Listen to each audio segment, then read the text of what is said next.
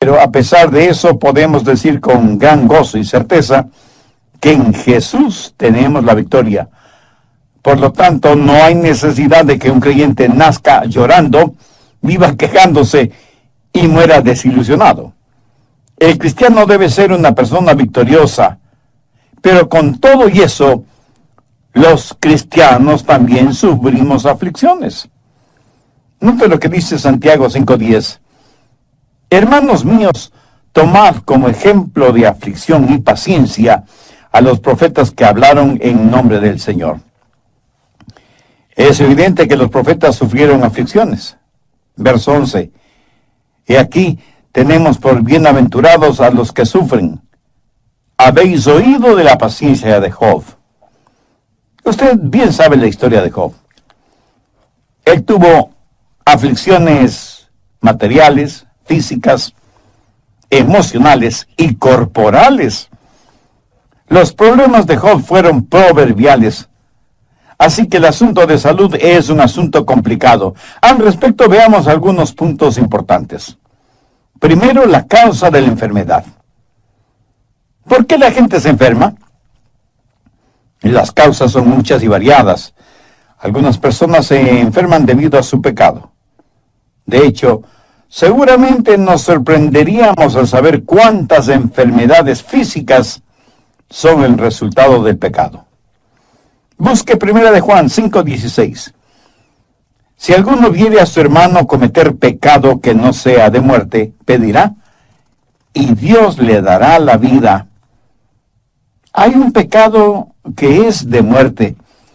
Ahora, sin adentrarnos en todas las ramificaciones teológicas de este versículo, sencillamente quiero que note que algunas personas mueren debido a su pecado. Y Juan aquí no está hablando de muerte espiritual, sino de muerte física. Busque 1 Corintios 11:30. Por lo cual hay muchos enfermos y debilitados entre vosotros, y muchos duermen. Cuando Pablo dice duermen, pues no se refiere a la acción de dormir, sino al hecho de estar muerto. ¿Pero qué quiso decir con eso? Que debido a sus pecados se enfermaron. En otras palabras, muy frecuentemente, nuestra enfermedad es el resultado directo de nuestro pecado. Dios ni siquiera tiene que juzgarnos porque nuestro propio pecado nos juzga. Por ejemplo, los alcohólicos se intoxican con lo que beben. ¿Sabe usted lo que es un tóxico? Pues es un veneno. Y si una persona está intoxicada, quiere decir que se ha envenenado ella misma. Esa es la razón por la que muchas personas, cuando se intoxican con licores, vomitan. Tal pareciera que sus estómagos tienen más sentido común que sus cabezas. Sus estómagos reaccionan frente al veneno y tratan de rechazarlo, y sin embargo el alcohólico sigue bebiendo. ¡Qué necedad!, ¿no le parece? Un borracho se envenena a sí mismo y afecta negativamente a todo su cuerpo. Se le enrojecen los ojos, tiene mal aliento, pierde el sentido de equilibrio y dirección, puede dormir su borrachera sobre basura y no darse cuenta de ello. Personalmente yo no me explico cómo nadie puede defender ese vicio y decir que mientras se beba responsablemente, todo está bien. En la actualidad se dice que el alcoholismo es una enfermedad. No es extraño que mientras se está buscando la causa de muchas enfermedades para combatirlas y erradicarlas, en cambio se hace una impresionante propaganda para que la gente beba más. Entonces, como dicen, si el alcoholismo es una enfermedad, ¿por qué hacen tanta propaganda para que nos enfermemos? En otras palabras, sabemos la causa de esa enfermedad y se sigue haciendo propaganda, no para erradicar la causa, sino para comercializarla. Somos personas realmente extrañas, sin necesidad de ser extraterrestres. El doctor Edwards Graham, de la Universidad de Washington, es conocido como el padre de la moderna cirugía del pecho, Y en relación con el cigarrillo, él dice en su informe médico que el fumar con exceso es la causa del 99% del cáncer del pulmón. Y el doctor Linus Pauling, premio Nobel de Química, asegura que si una persona de 20 años de edad, si fuma una cajetilla de cigarrillos diariamente, está cortando su promedio de vida en 8 años. Aterradora consecuencia de la enfermedad de fumar. Ahora, quienes hicieron estas declaraciones no son ni pastores, ni predicadores, ni sacerdotes o líderes religiosos. Son científicos investigadores que hablan de los resultados de sus investigaciones. Hay otras personas que se enferman debido a la dieta que tienen y la practican hasta el fanatismo, sin ninguna supervisión médica o de algún reconocido nutricionista. Parece que cada persona tiene su propia dieta y trata de hacer que los demás la acepten. En términos generales, no comemos comidas sanas. La actual es una generación que sabe más de comidas rápidas que no benefician, que de comidas nutritivas que son buenas para nuestros cuerpos. Y algunos de ustedes estarán pensando, bueno, lo que está diciendo no tiene que ver conmigo, porque yo no bebo, no fumo, no como comida basura y no vivo una vida sexual desordenada. Pues mi amigo, le felicito. Pero, ¿qué de las preocupaciones? ¿No sabe que la preocupación hará en usted físicamente lo mismo que la arena hace en una maquinaria? En la actualidad hay muchas formas de distracciones, con bebidas incluidas, que le harán daño físicamente, lo mismo que las preocupaciones. No digo que siempre, pero muchas veces nuestra enfermedad no es más que el resultado directo de nuestro pecado. ¿Sabía que otras veces la enfermedad puede ser causada por Satanás? Vamos al libro de Job, capítulo 2, verso 7. Entonces salió Satanás de la presencia de Jehová e hirió a Job con una sarna maligna. ¿Quién atacó a Job con esa enfermedad? Satanás. Y en el Nuevo Testamento, en el libro de los Hechos, capítulo 10 y verso 38, leemos que Jesús anduvo haciendo bienes y sanando a todos los oprimidos por el diablo. Satanás hirió con una sarna a Job y tuvo muchos hombres y mujeres bajo su opresión física. La opresión satánica se tradujo en enfermedades físicas. Así que algunos están enfermos debido a su pecado y otros están enfermos debido a Satanás. Ahora escúcheme atentamente. Algunos están enfermos porque Dios permite esa enfermedad con un propósito especial. No es que Satanás lo hace, o sea, el resultado de algún pecado en particular. En la Biblia muchos de los santos de Dios padecieron enfermedades, y el ejemplo clásico es el del apóstol Pablo.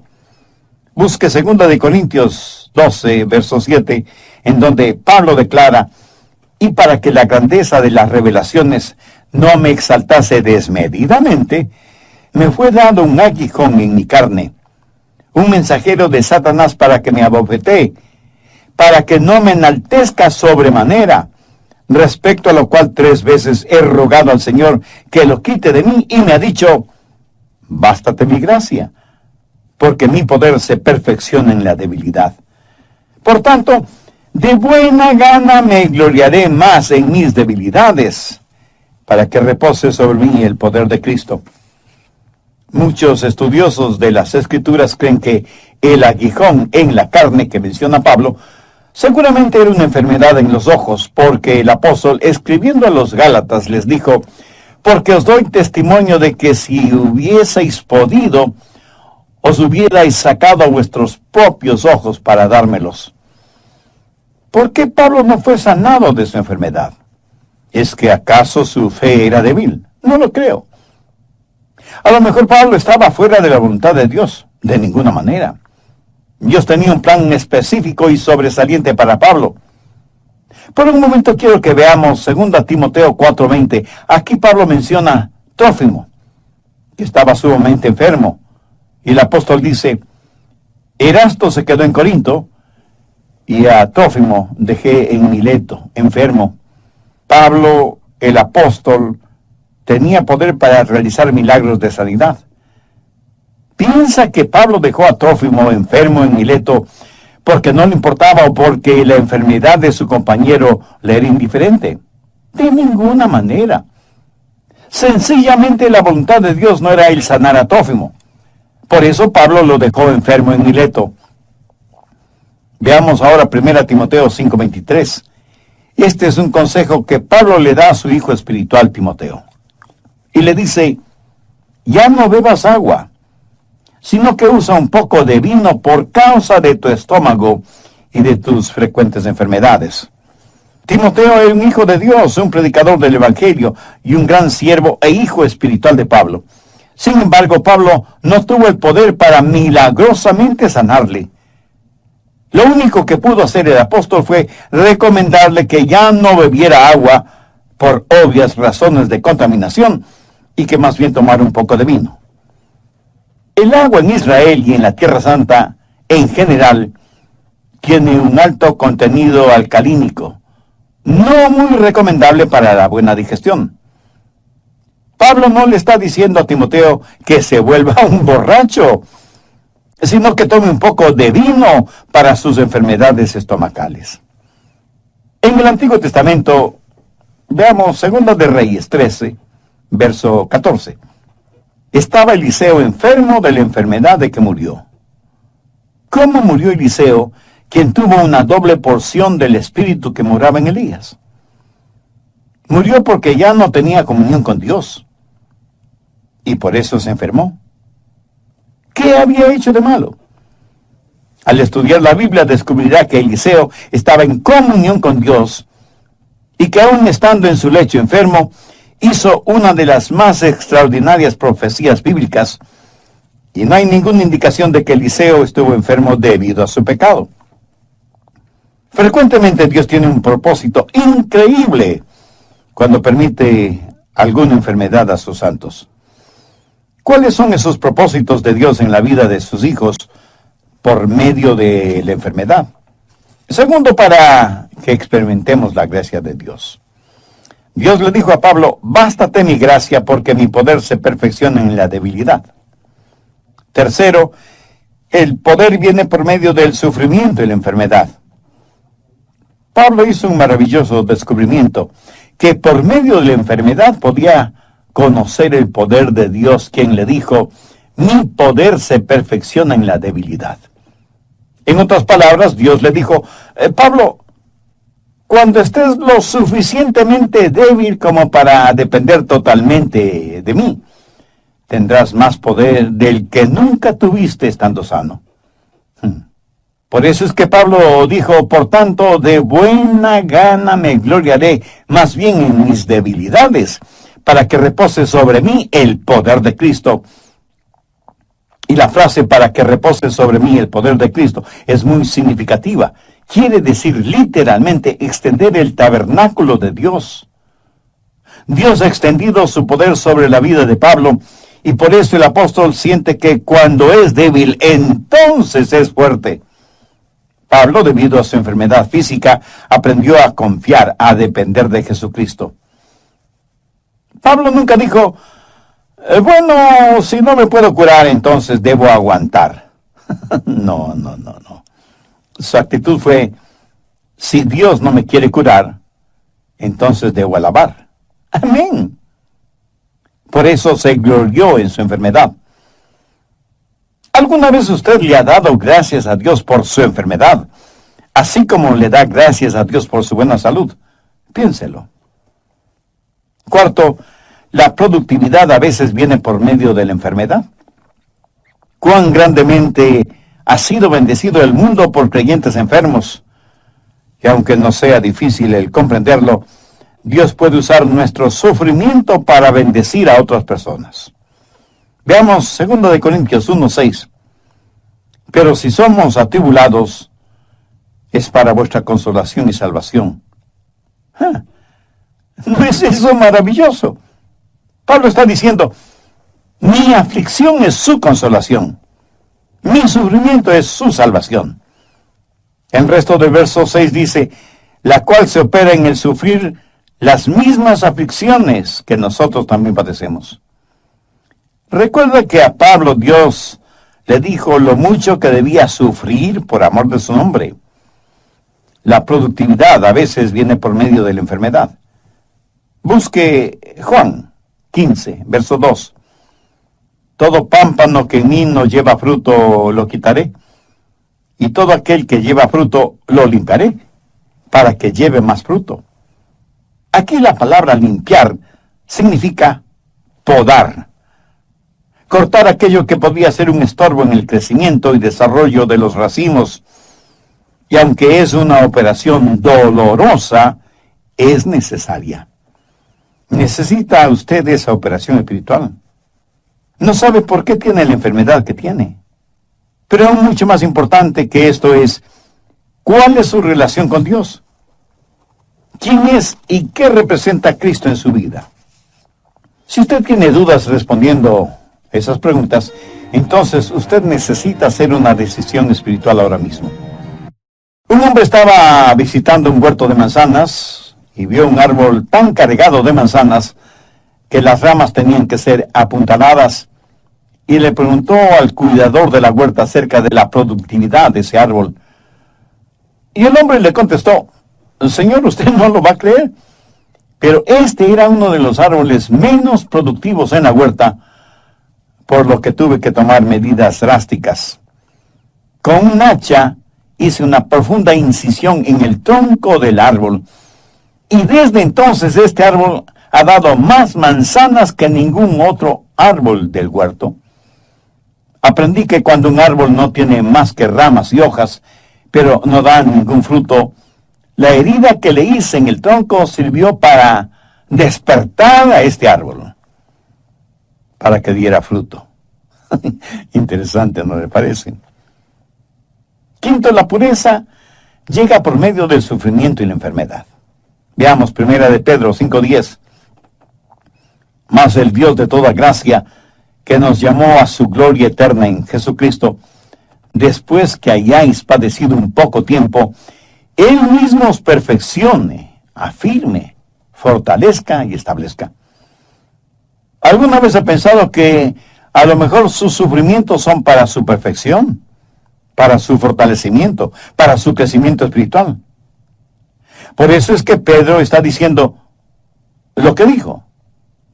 Mire lo que Job dijo, mas él conoce mi camino, me probará y saldré como oro. En otras palabras, Job dijo, este sufrimiento es como un crisol, en donde serán quemadas todas las impurezas. Y en el Salmo 119:67, David dijo, antes que fuera yo humillado, descarriado andaba, mas ahora guardo tu palabra. 1 de Corintios 1, verso 27. Sino que lo necio del mundo escogió Dios para avergonzar a los sabios, y lo débil del mundo escogió Dios para avergonzar a lo fuerte. De paso, permítame decir que la palabra débil en este contexto no quiere decir débil de carácter o sin fuerza física. Más bien significa estar enfermo. ¿Por qué Dios escoge a la gente enferma? La respuesta está en el verso 29. A fin de que nadie se jacte en su presencia. Ahora, ¿cuál es el propósito de todo esto? Verso 31. Para que, como está escrito, el que se gloríe en el Señor. ¿Cómo es que nuestra muerte puede traer gloria a Dios? Vayamos al Evangelio de Juan, capítulo 21, verso 19. Esto dijo dando a entender con qué muerte había de glorificar a Dios.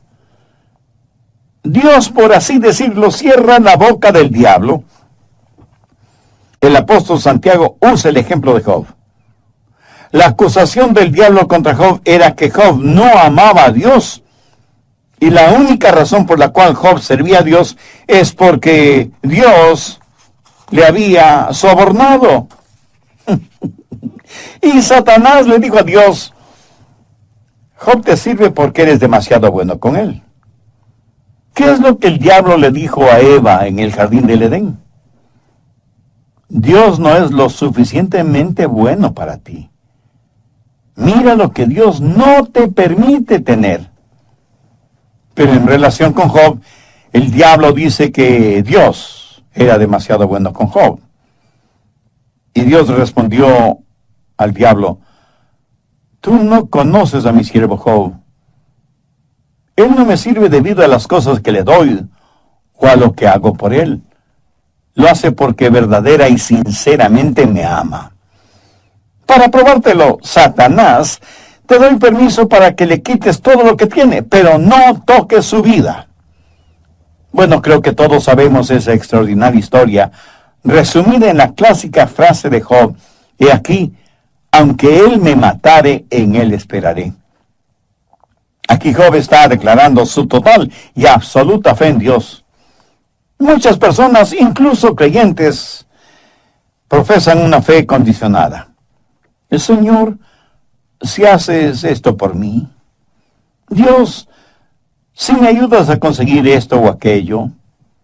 La verdad es que necesitamos una fe como la de Job, quien dijo: Señor, aunque me mates, te serviré. Eso, mi amigo, cierra la boca de Satanás. ¿No sería formidable que en nuestro contexto actual podamos decir: aunque no tengo buena salud y aunque no tengo posesiones materiales, amo a mi Dios y Jesucristo es real y suficiente para mí? Andrew Murray fue un gran hombre de Dios y él escribió lo siguiente: frente a los problemas, un hijo o hija de Dios pueden decir: Dios me trajo hasta aquí y es por su voluntad que estoy en este lugar. Él me protegerá con su amor y me dará la fortaleza para comportarme como su hijo. Él transformará las pruebas en bendiciones, enseñándome las cosas que Él quiere que aprenda. Y finalmente, en su tiempo, Él me sacará de los problemas como y cuando Él lo quiera. Ahora quiero que veamos algunas de las causas de las enfermedades en los hijos de Dios. No porque hayan cometido algún pecado en particular, sino porque Dios tiene un propósito mucho más importante. Sexto, la cura para la enfermedad. Santiago 5, desde el verso 13. ¿Está alguno entre vosotros afligido? Haga oración. ¿Está alguno alegre? Cante alabanza. ¿Está alguno enfermo entre vosotros? Llame a los ancianos de la iglesia y oren por él, ungiéndole con aceite en el nombre del Señor. Y la oración de fe salvará al enfermo, y el Señor lo levantará, y si hubiere cometido pecados, le serán perdonados. Aquí la palabra enfermo significa no tener ninguna fortaleza física, pero tampoco se refiere a un simple dolor de cabeza o a que le duele algún diente de la dentadura postiza. No se refiere a nada de eso. Aquí se habla de una verdadera enfermedad genuina, real, terrible. Entonces, ¿cuál es el procedimiento a seguir? Primero, llamar a los ancianos de la iglesia. Esto no necesariamente significa una persona llena de años, aunque esa es la etimología de la palabra, pero más bien se refiere a un líder en la iglesia. Anciano es una palabra usada intercambiablemente en la Biblia, referente a un pastor o un obispo. Hay que llamar a los líderes espirituales en la iglesia, no simplemente a cualquier persona, no a pseudopastores o líderes o apóstoles o profetas, que no son más que lobos disfrazados de ovejas. Segundo, orar por el enfermo y ungirle con aceite. Así lo dice el verso 14. Oren por él ungiéndole con aceite en el nombre del Señor. Ahora, ¿qué significa ungir con aceite? Algunos estudiosos dicen que significa el uso de medicinas, que hace referencia al uso de medicamentos para curarse.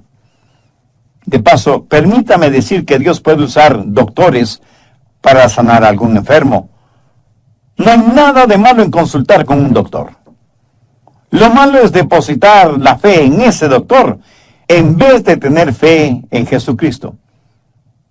En mi opinión, el ungimiento con aceite no se refiere al uso de medicamentos.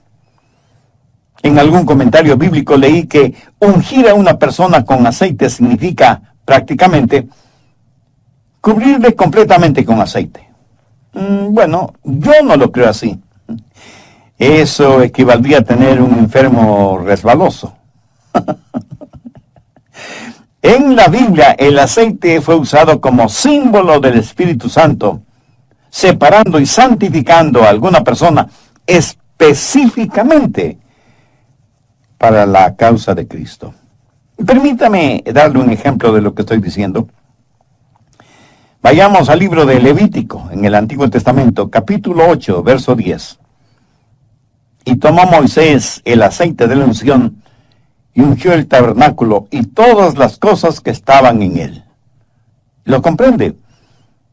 Cuando usted unge con aceite a alguien o a algo, lo santifica.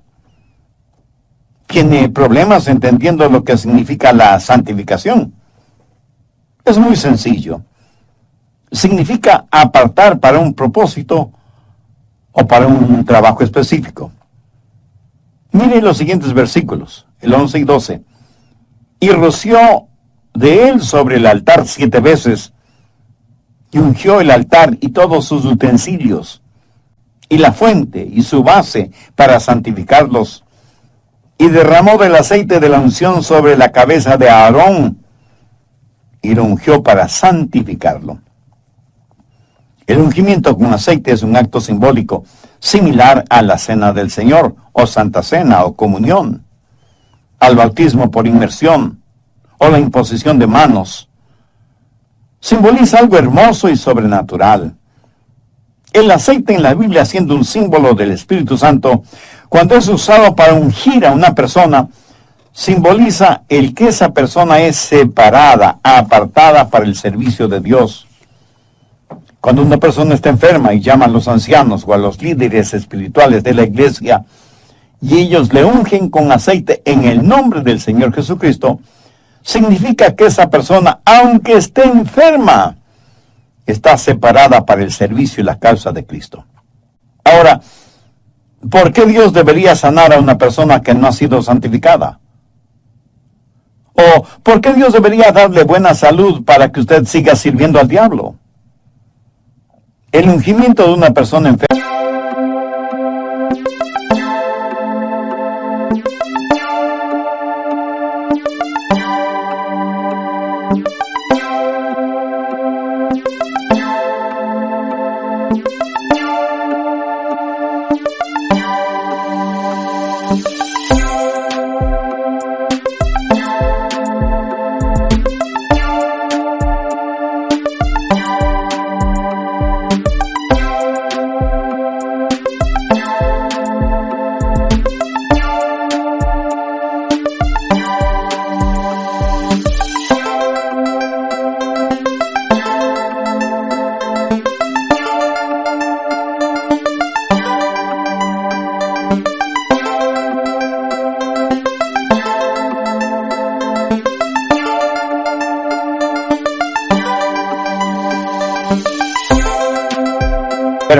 es la declaración tácita de que esa persona está total y completamente entregada en cuerpo y alma al control del Espíritu Santo.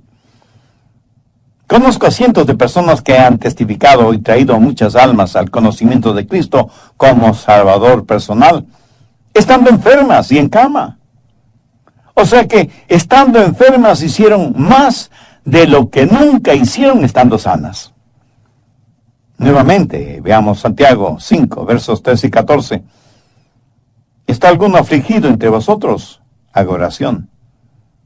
¿Está alguno alegre? Cante alabanza. ¿Está alguno enfermo entre vosotros? Llaman los ancianos de la iglesia y oren por él, ungiéndole con aceite en el nombre del Señor. ¿Notó eso? Son los ancianos los que oran por la persona enferma. Y tenga en cuenta que esto no es orar con la persona enferma, sino orar por la persona enferma. Los ancianos están ahí para orar, para descubrir y para hacer la voluntad de Dios. La oración que llega al cielo es la oración que comienza en el cielo. No oramos por la primera cosa que se nos viene a la cabeza. Necesitamos conocer la voluntad de Dios. Primera de Juan 5:14 dice, y esta es la confianza que tenemos en Él, que si pedimos alguna cosa conforme a su voluntad, Él nos oye. Oramos por la persona enferma para determinar la voluntad de Dios. Así que primero oramos y luego la ungimos con aceite en el nombre del Señor. ¿Y cuál es el resultado? La oración de fe salvará al enfermo. Si la voluntad de Dios es sanar a ese enfermo, Dios nos dará a nosotros la fe para orar. Ahora escúcheme atentamente, porque hay muchas personas que asisten a esas fuertemente hipnotizantes y emocionantes reuniones de sanación y milagros.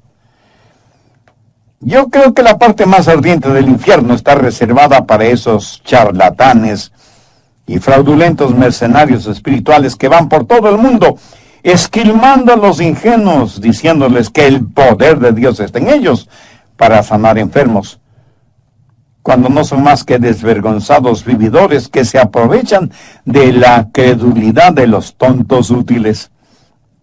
Esos pseudoapóstoles, pastores, profetas, ministros o como se autodenominen, son una verdadera abominación a los ojos de Dios. Pero esto no invalida el poder de Dios para sanar.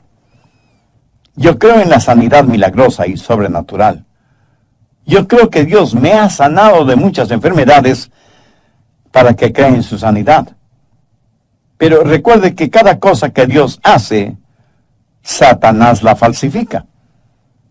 Y estos pseudo sanadores que abundan en nuestro mundo actual, toman a una persona que está en una silla de ruedas o que usa muletas y les imponen las manos y dicen unas cuantas palabras misteriosas y desconocidas y como nada sucede, declaran, hermanos, la voluntad de Dios es sanar a todos, pero esta persona no tiene suficiente fe como para ser sanada.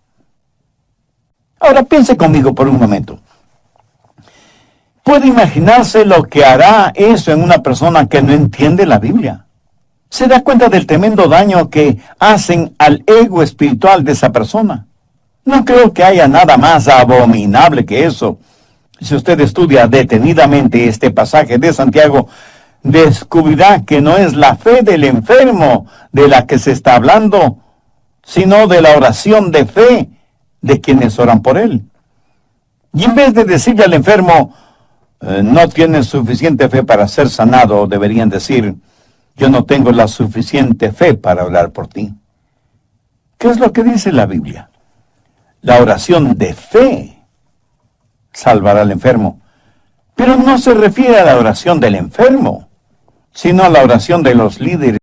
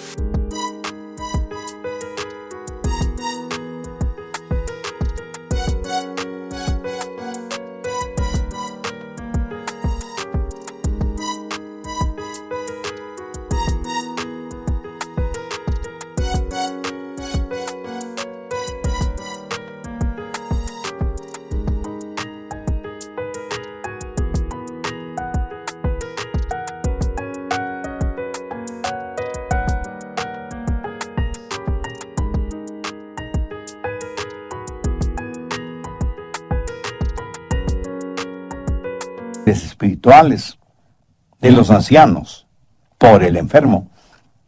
Cuando una persona ha sido ungida y santificada, esa persona ha sido apartada para el servicio de Dios. Y cuando se ora con fe buscando la voluntad de Dios, el Santo Espíritu de Dios honrará esa oración de fe.